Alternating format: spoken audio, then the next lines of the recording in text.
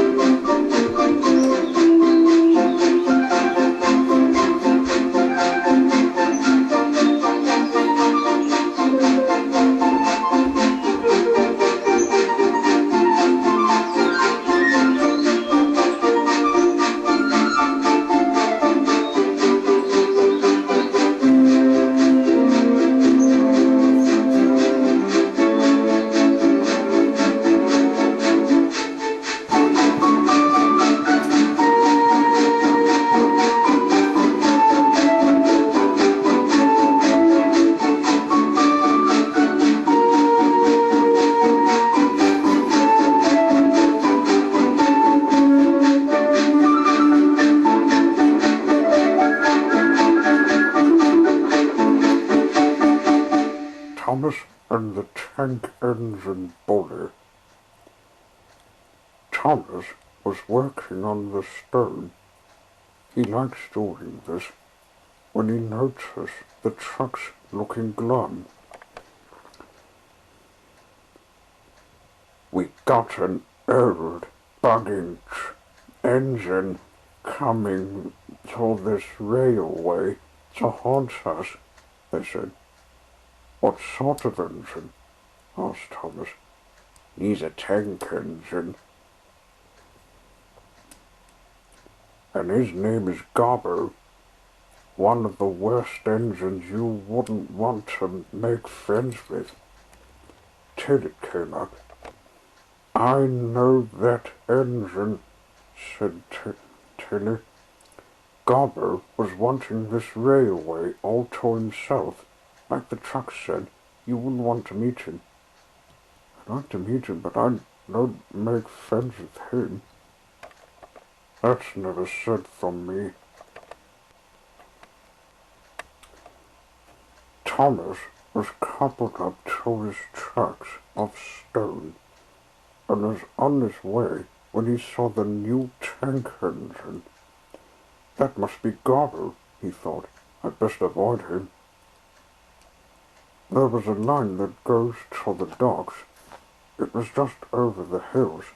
When I'm finished, I'd better watch Gobbo. He'd be here for no reason. Tilly was right about that tank engine, said his driver.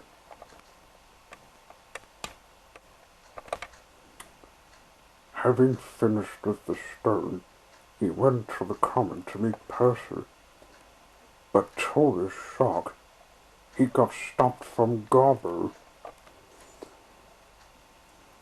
You're the engine that has been living for too long, he said, rather stupidly. Why, you're still enjoying life. Oh, you're that tank engine that was a nightmare to the trucks. An engine told me about you, said Thomas, looking at the bullet train. That's not an answer. Tell me, why do you still live in the years to come? For some reason, Gobbo had a hatred of Thomas. You see, when he was on Tasman Sodor, he became a troublemaker to everyone. When the books of Thomas gave him a hate feeling, Thomas didn't want to answer Gobbo's question, because when bad someones want something forgotten more, they don't ask for it. If you want an answer, you can't have it, and if you have hatred of me, be a chain that is wishing not to be born. Gobbo's expression changed to a worried look. Then he said, All right, if you're not to explain to me about why you live for the years to come, I'll finish I'll finish you off, but right now, not right now. And he left.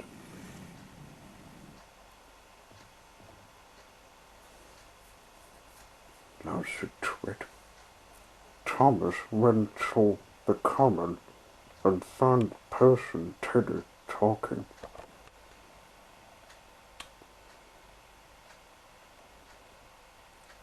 Guys, you won't believe this. Garbo is about to finish me off for not explaining why I live for the years to come. Oh dear. That engine was banished here a long time ago when our books were made. It's a good thing you told him you can't explain about yourself. I think you'll have to hide here while we deal with him. There's one thing that will try to stop us. He knows this railway, and whenever he goes, he would make anything a nightmare. I know where he lives. Where does he live? In a shed next to the house of the other Russells. There he is.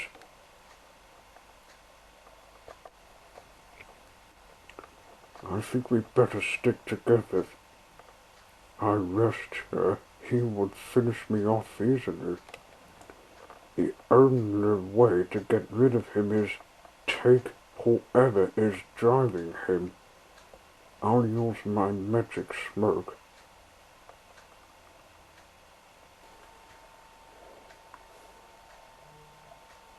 But before she could use a smoke, a man came up.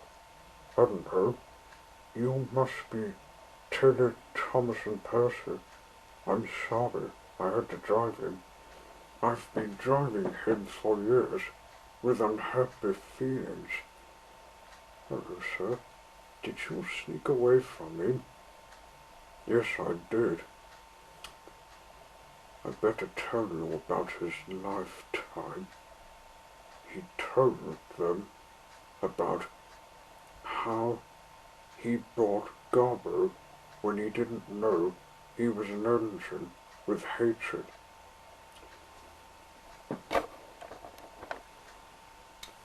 This is my diary that tells you about him. He was born in the trenches. His life was fine and we went on well, but in the 80s and the 2000s, you came to Tasman Sodor, and he began to show his hatred. The Fat Controller told me I had to take him away, so he was banished to here. We lived in the shed and his hatred was gone. But when you came, it came back to him. I'm not driving him anymore. You can stick with us if you like. We'll think of a way to get rid of that engine. The next day, Garbo only had a fireman who was driving him. He too wanted to retire driving him. You're not escaping me, said Garbo. I want to murder Thomas. You can't do that. He's done nothing to... Oh, shut up. You know I'm a magic engine, and I'll kill you if you don't obey my words. But his fireman thought quickly. He took his fire out and put it in his bunker. Look, if you hate Thomas, then I hate you. Being a bugging idiot that deserves to die. What the? Stop! Put me out! But the fireman had already gone before he was burned alive.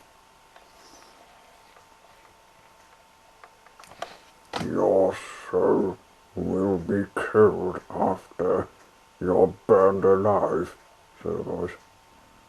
Oh no, the Black Pony.